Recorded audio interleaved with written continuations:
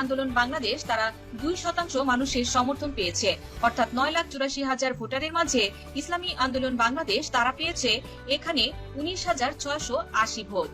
মোট ভোটার 9,84,000 ভোটারের মাঝে জাতীয় নাগরিক পার্টি পেয়েছে এখানে 3% মানুষের সমর্থন। 29,520 জন মানুষ তারা ভোট দিয়েছে জাতীয় নাগরিক পার্টিকে।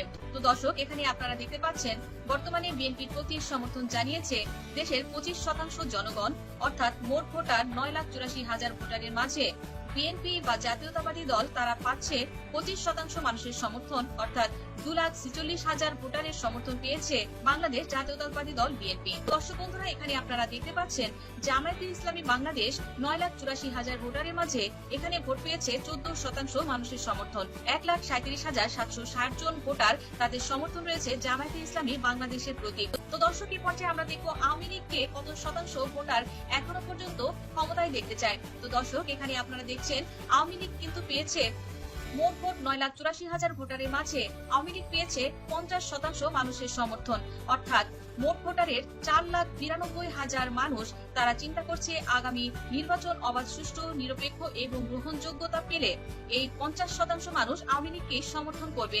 তো দর্শক, এখানে এটা আল জাজিরার একটি জরিপ, নির্বাচনের বর্তমান পরিস্থিতি সুন্দরভাবে তুলে ধরা হয়েছে।